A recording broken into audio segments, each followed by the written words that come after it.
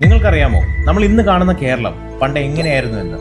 വലിയ അമ്പലങ്ങളോ സംഘടിത മതങ്ങളോ വരുന്നതിന് മുമ്പ് ഇതൊരു ആക്ച്വൽ വൈൽഡ് നാടായിരുന്നു. കാടിനെ ദൈവമായി കണ്ടിരുന്ന ഗോത്രവർഗ്ഗക്കാരുടെ സ്വന്തം നാട്. അവിടെ നിന്ന് എങ്ങനെയാണ് കേരളം ലോകം മുഴുവൻ കൊതിക്കുന്ന ബ്ലാക്ക് ഗോൾഡിന്റെ നാടായി മാറിയത്? Welcome to seek official show daily punch. ആദ്യം നമുക്ക് ആ പഴയ കാലത്തേക്ക് ഒന്ന് പോകാം. BC കാലഘട്ടം. അന്ന് കേരളം ഭരിച്ചിരുന്നത് കുറുമ്പ, ഇരുള, പനിയ തുടങ്ങിയ ഗോത്ര വിഭാഗങ്ങളായിരുന്നു. ഇതൊരു വന സംസ്കാരമായിരുന്നു. അവർ പ്രകൃതിയെ ആദരിച്ചു, കാടിനെ വിശ്വസിച്ചു.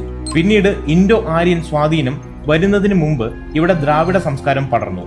ഇന്നത്തെ കാവുകളും തെയ്യം പോലുള്ള കലാരൂപങ്ങളും ഈ പഴയ കാലത്തിന്റെ അടയാളങ്ങളാണ്.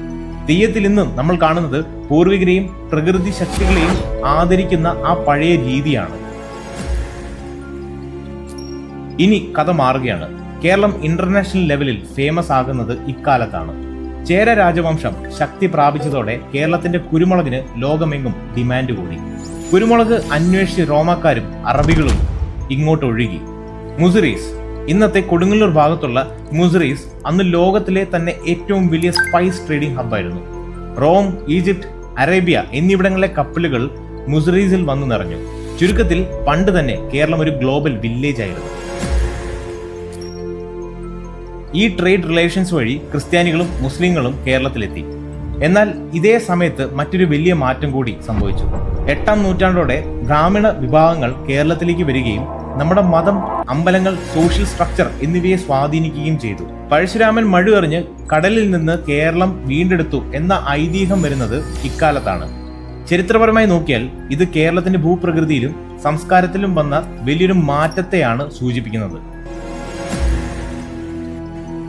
ഇന്ന് നമ്മൾ കാണുന്ന കേരളം ഈ പറഞ്ഞ എല്ലാ സംസ്കാരങ്ങളുടെയും ഒരു മിക്സ് ആണ്. ഗോത്രവർഗ്ഗക്കാരുടെ പ്രകൃതി സ്നേഹവും ദ്രാവിഡ ആചാരങ്ങളും പിന്നീട് വന്ന മതപരമായ മാറ്റങ്ങളും എല്ലാം ചേർന്ന് ഉണ്ടായ ഒരു മാന്ത്രിക കൂട്ട്. ഇത്രയൊക്കെ മാറ്റങ്ങൾ വന്നിട്ടും വയനാടിലും അട്ടപ്പാടിയിലും നമ്മുടെ പഴയ ഗോത്രവർഗ്ഗക്കാർ അവരുടെ തനിമ നിലനിർത്തുന്നുണ്ട്. അവരുടെ അറിവും ഭാഷയും ഇന്ന് നമുക്ക് വലിയൊരു പാഠമാണ്.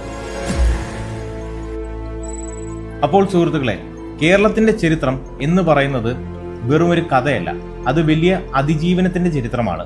ഈ ഇൻസൈറ്റ് നിങ്ങൾക്ക് ഇഷ്ടപ്പെട്ടോ? എങ്കിൽ പഴയ മുസിറീസ് തുറമുഖത്തെക്കുറിച്ച് കൂടുതൽ അറിയണോ, അതോ തെയ്യത്തിന്റെ ചരിത്രം വേണോ? താഴെ കമന്റ് ചെയ്യൂ. അപ്പോൾ നെക്സ്റ്റ് വീഡിയോയിൽ കാണാം മറ്റൊരു ടോപ്പിക്കുമായി.